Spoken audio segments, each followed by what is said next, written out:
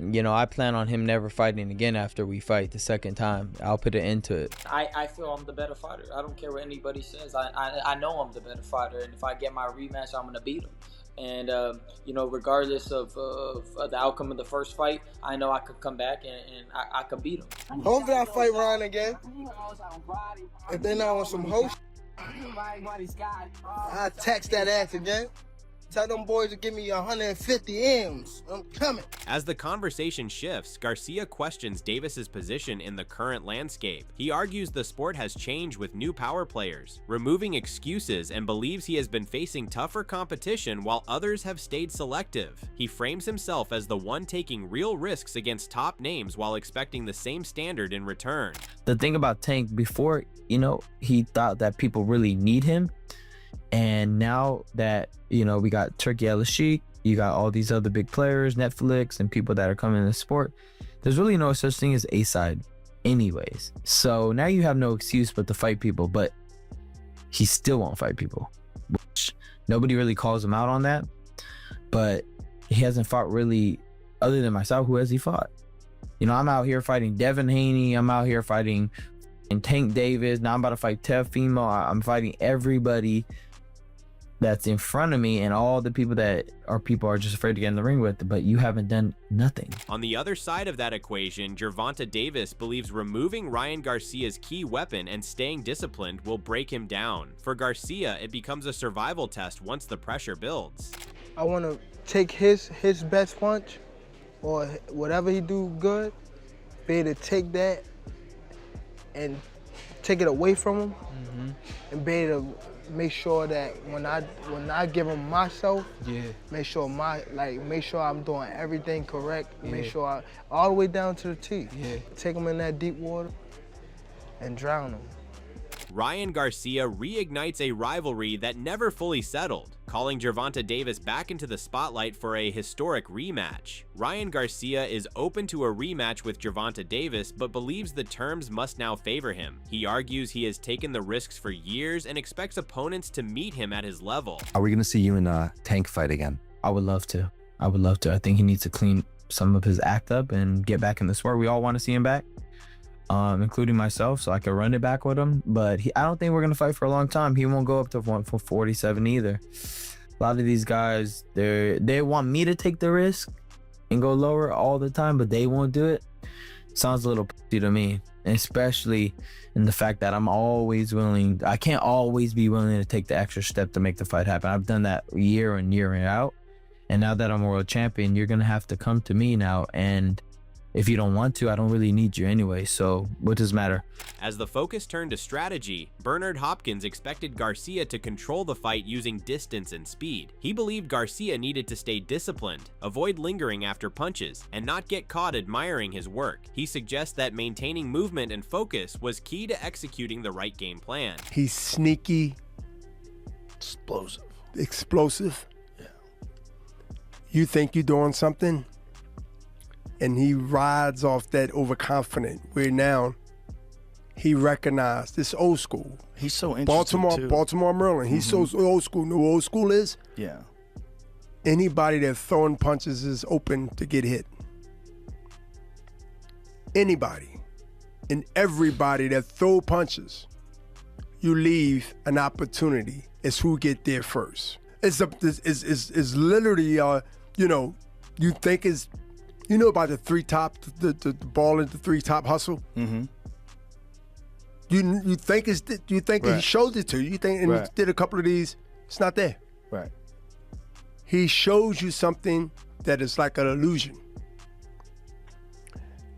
Might not be the first time once he tried you and you go for it, but it's coming. And that's how he set you up. He set traps.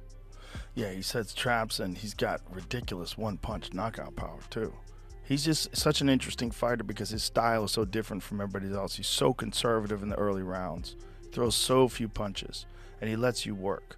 He lets you work, and you're backing up, and you're always afraid of that power, and he's just moving in, trying to find that opening where he just gets in there on you. Your mind is burning energy. Yeah.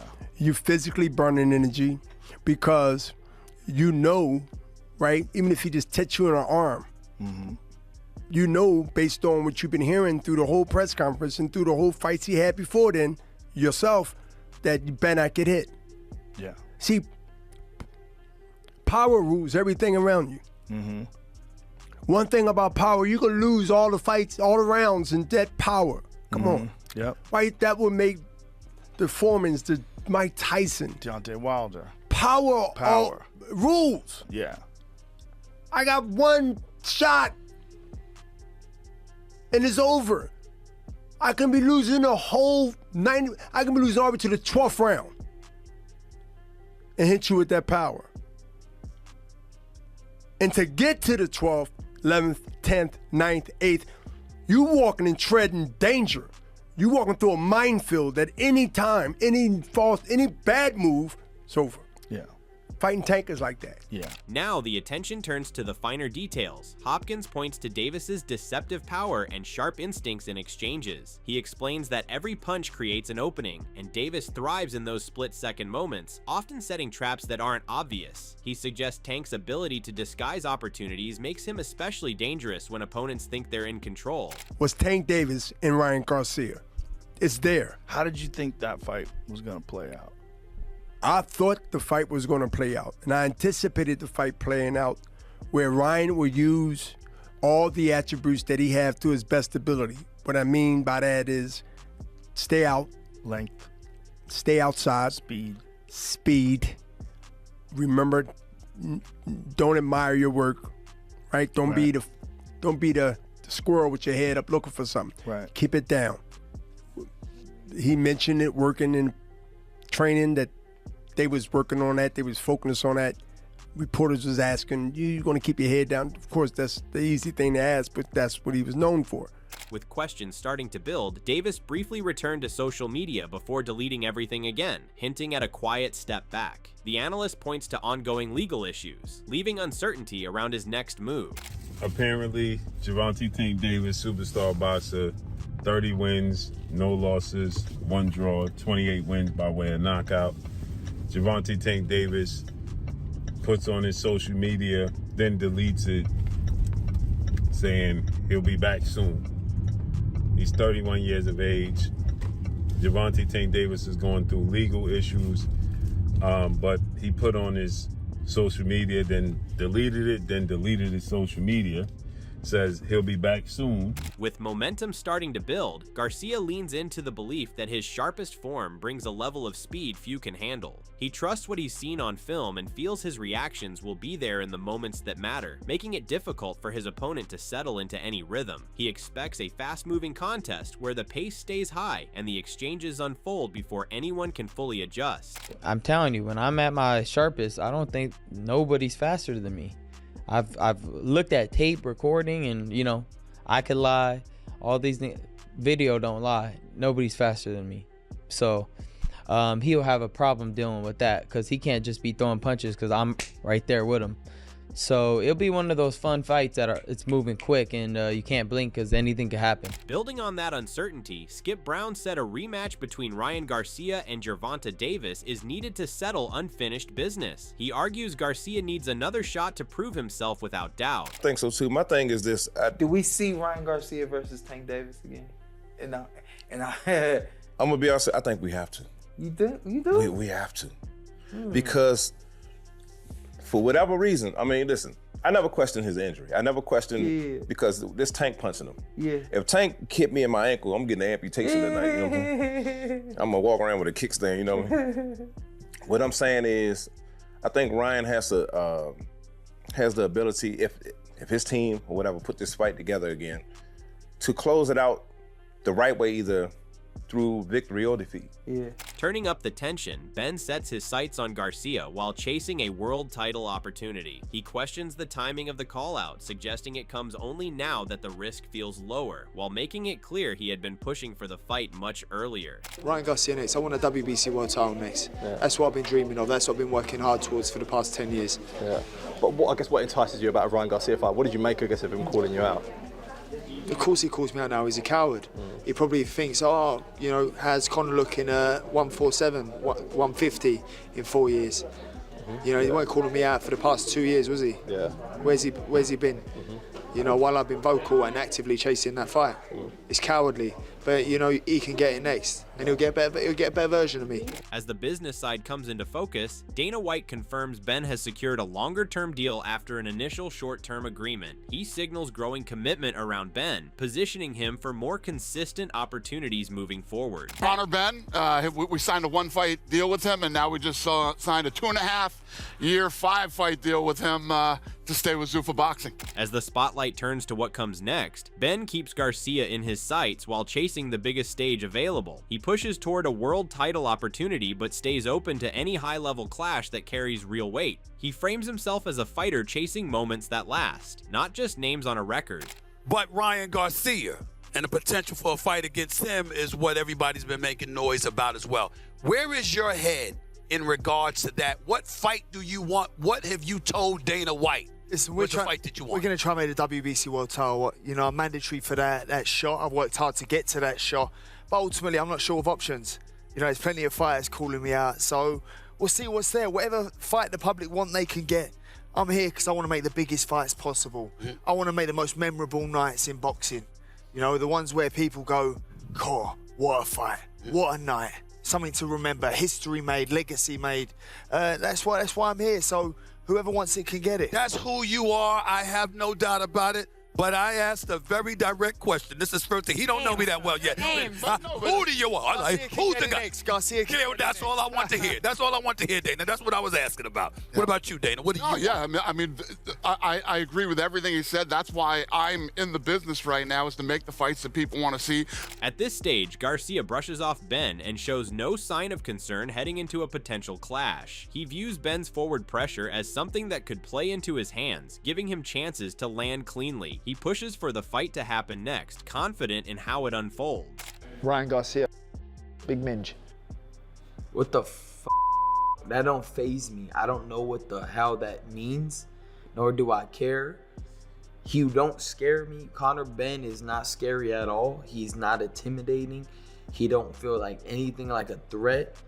He's gonna come over here to the US and get his spanked by either me, Shakur will shut him down, but I'll knock him out. It's much different. I will put him to sleep. He's very tenacious and tries to come at you, but I will catch him bad. So, bro, stop with that puss puss ming ming ming bling bling shing shing.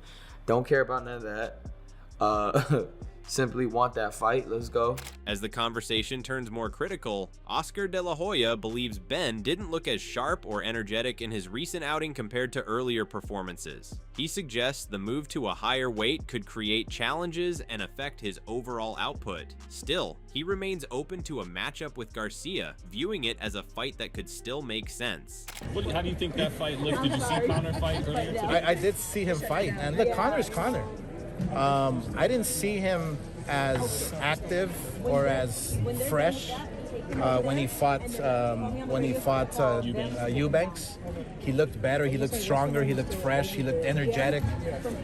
147 is going to be a little tough for him, but if he wants to fight Ryan, let's make it. Let's go. I'm ready. As the perspective begins to shift, Eddie Hearn reassesses how Ben matches up against Garcia at welterweight. He once saw a path to victory, but now questions whether Ben's power carries at 147 after a flat showing. He suggests the weight change may affect his effectiveness. Do you know what? Honestly, before Saturday, I would have said that he, like, if I was his promoter, I'd be saying, I think he wins the fight. I think he can hurt him, but I think it's a very tough fight. Now I'm not his promoter. I still think he could hurt him, but I don't know if he can at 47 now. This is what I'm saying. I was watching that fight thinking, you don't look like you have any power or zip in your punches. Whereas up at 54 and 60, you look strong. I don't know, but listen, it might have just been a poor performance. As the focus begins to shift away, Garcia turns his attention toward Ben with rising confidence. He leans into the matchup with a strong belief that it favors him, framing it as a fight he expects to control once it unfolds. No, what is your next fight, brother? It's gonna be in August. We'll go get it. Yeah. No, that's not right. That's tricky. We're gonna have it in Vegas. We'll get it. He left his passport. For real? For sure. Oh, bro, front row, I got you. Who you fighting against? His name's Conor Ben. He's from the UK. But I've been out of the game. Yeah, we're gonna eat that up. We're gonna eat that up. Yeah, Connor's about to get blasted, guys. I'm a bet on that. Yeah, please do. Make yourself a little more extra. As the prediction comes into focus, Sergio Mora leans toward Garcia having the edge over Conor Benn. He points to a more measured and disciplined version of Garcia, suggesting that shift could shape how the fight unfolds. That's what fighters do. They don't go into fights to win. They go into fights not to lose. Big difference. So what happens if Conor Benn and Ryan Garcia meet in the ring this summer? Ryan Garcia knocks him out. Yeah. Ryan Garcia knocks him out. The way Ryan Garcia put it into a smart gear, forget the power gear. We all knew he had that power gear. And the right hand. I mean, the rediscovering the right hand was the huge. jab, the right hand, listening to his corner. I liked his temperament leading up to the entire press conference. Even though everyone wanted more animation, they wanted Ryan Garcia to be a cuckoo bird because it sells. As the stakes continue to build, Sergio Mora frames a fight with Garcia as an opportunity that carries more than just competition. He hints that the matchup draws attention from different sides of the sport, with different audiences coming into play. It's going to be the right fight for anyone to face Ryan Garcia, an extremely popular commercial world champion now. I mean, that's another fighter that I said was never going to win a world championship, and Ryan Garcia, he proved me wrong.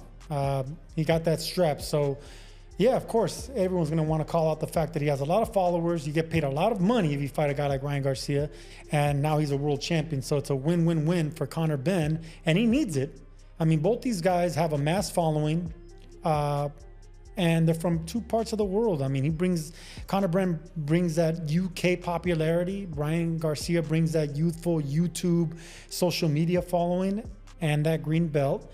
At the same time, a different angle starts to emerge. Timothy Bradley highlights Benn's natural fighting instincts and toughness inside the ring. He notes Benn's willingness to stand and trade keeps him dangerous, but hints that facing elite-level opposition brings a different kind of pressure. He suggests that at the highest stage, even confident fighters can feel that edge. One thing I could say about Conor Benn that's nice is that he got some instincts and he can fight.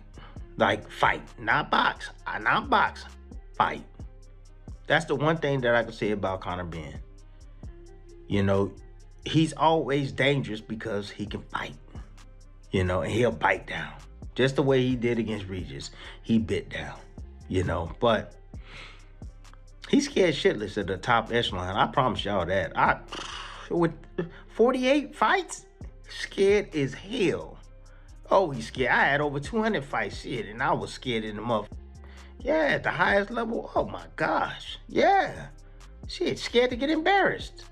Get up there, get knocked the hell out. As the conversation shifts, Timothy Bradley questions Benn's path to the top. He highlights his short amateur run and late entry into boxing, suggesting his progress was accelerated under strong support rather than built through the usual grind. He casts doubt on whether Benn reaches this level without that early push. Conor Benn has only had 22 amateur fights. You know, the dude started boxing late. You know, he's the son of a legend, but he started boxing late. You know, like, he is literally like the testament of a living trust. Oh yeah, the testament, because I'm telling y'all, if dad wasn't involved, if dad didn't pay the way, he wouldn't be where he is right now. He wouldn't be. Seriously.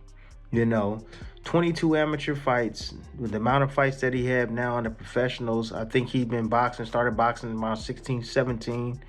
You know, turned professional around 19. You know, he was 20-2 with 2 losses. You know, 20 wins, 2 losses as amateur.